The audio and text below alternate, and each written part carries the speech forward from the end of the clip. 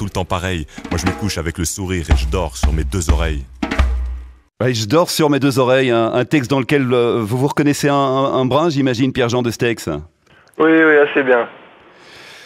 Évidemment, on marche sur un fil, chaque destin est bancal et l'existence est fragile comme une vertèbre cervicale. Je suis pas le plus chanceux, mais je me sens pas non plus le plus à plaindre et j'ai compris les règles du jeu. Ma vie, c'est moi qui vais la peindre. C'est un peu ça, vous avez décidé, vous, de mettre votre vie en couleur ? Oui, c'est ça, oui. Vraiment d'exploiter un maximum ce que je peux encore faire. Oui. Votre blog, il est très complet, hein. Je l'ai parcouru, segwaytravelers.com. Comment est-ce que vous le mettez à jour ? Je sais très peu taper, donc je dicte avec un programme qui s'appelle Dragon Naturally Speaking, et je me permets de citer le titre, puisqu'il me sponsorise cette année.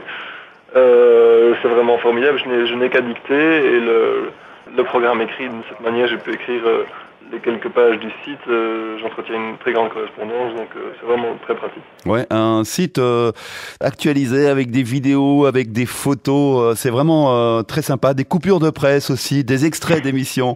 Vous, Willy, vous avez aussi un blog, hein, Willy Mercier, on est très facilement sur votre blog en allant taper votre nom sur un moteur de recherche. Vos livres, vous les avez écrits comment, Willy ? Mais par le biais d'un enregistreur, je parle sur l'enregistreur comme les idées me viennent, puis je repasse la bande et puis je corrige. J'aime pas corriger beaucoup, j'aime que ce soit ce que je dis au premier jet. Et on en discutait tout à l'heure, moi aussi, je vois en couleur, je suis un aveugle tardif. Alors tout ce qu'on m'explique, à ce moment-là, je le transpose en images, quoi. Je revois le Népal, je revois le Tibet, et je voudrais aller dans un petit royaume qui se trouve entre le Tibet et le Népal, qu'on appelle le Mustang. Le Mustang, oui, je voudrais découvrir ça. Et aussi peut-être là-bas, procéder un petit peu comme j'ai fait au Népal.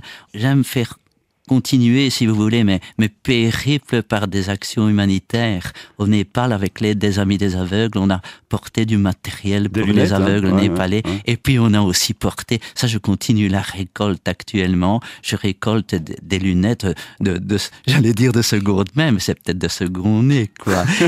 Et alors... Une paire de lunettes pour un Népalais, hein. C'est pour le nom, un Népalais, oui. Un Népalais, oui, c'est pas mal, ça, je trouve. Action humanitaire lancée par Willy Mercier.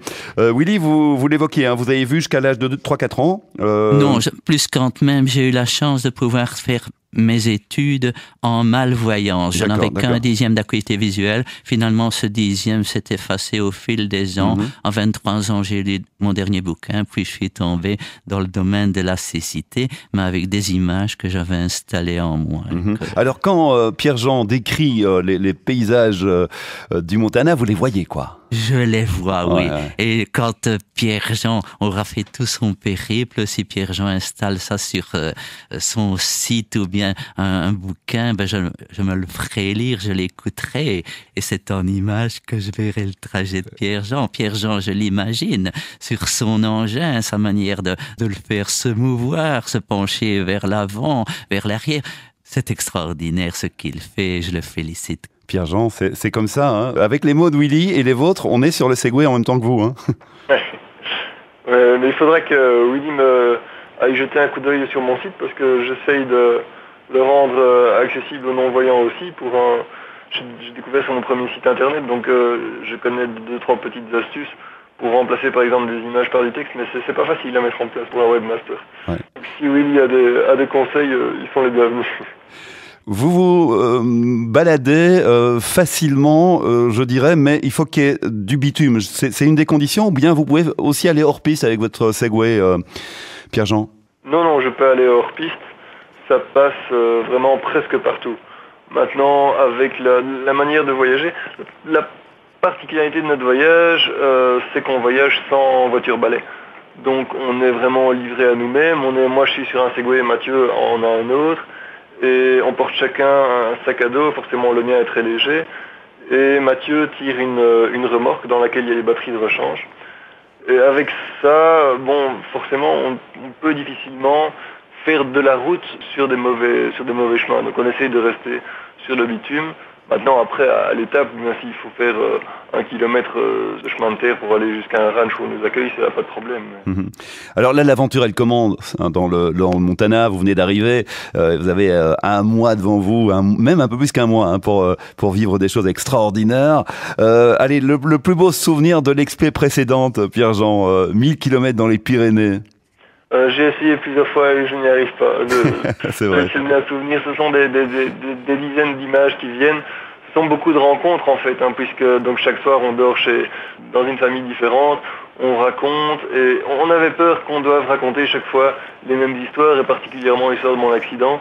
Et ça n'est pratiquement jamais arrivé. Il nous arrive tellement de trucs en une journée que tous les soirs on raconte d'autres histoires à la famille qui est là et on s'est vraiment jamais embêté. Ouais, ça c'est chouette. Vous êtes, comme vous le dites sur votre site, champion du système D et même virtuose du système TTD. C'est quoi le système TTD? Système TTD, c'est le système type des merdes. Comme ici, par exemple, la dernière tuile en date, c'est tout nouveau. Vous arrivez, vous sortez de l'aéroport et il manque un Segway. C'est ça, on a embarqué 4 bagages et un Segway à Zaventem, ce qui ne s'est pas fait sans mal parce que le Segway dans les avions, est-ce que c'est une chaise roulante, est-ce que ça n'en est pas une? On a eu beaucoup d'ennuis, mais enfin j'avais donné des dizaines de coups de téléphone avant. Pour finir, un peu de mauvaise grâce, ils l'ont embarqué et à Seattle, on nous a annoncé que 2 de nos bagages et donc le Segway étaient manquants. Donc on a pris l'avion quand même, on est arrivé ici jusqu'à Missoula, mais donc seulement avec la moitié de nos bagages, on n'a pas le Segway. Et ce qui est très embêtant, c'est qu'il y avait beaucoup de matériel médical dans les 2 sacs qu'on a perdus. Donc je pense si on ne retrouve pas ce sac dans les 12 heures, il va falloir appeler d'urgence un hôpital qui sera un peu sympa parce qu'on n'a pas de prescription, les médicaments américains sont pas pareils, on n'a pas fini de rigoler. Mais finalement, ça n'a pas l'air de vous inquiéter, vous racontez ça comme si c'était la dernière blague qui vous est arrivée, quoi. C'est le point dans ce voyage, c'est pourquoi est-ce qu'on le fait quelque part, c'est vrai qu'on cherche les ennuis.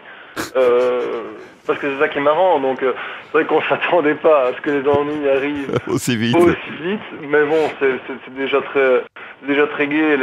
La dame d'Alaska Airlines, c'était d'une gentillesse sans nom. Les filles qui nous accueillent ici sont aux petits soins. On a commencé à chercher. Je rigole déjà de mon dialogue avec la pharmacienne, ça va être marrant. C'est génial. Vous n'avez pas l'air de trop dramatiser. Allez, on va dans quelques instants parler avec votre compagnon d'aventure, Mathieu. Ce sera après le groupe Texas, d'accord? Ça va.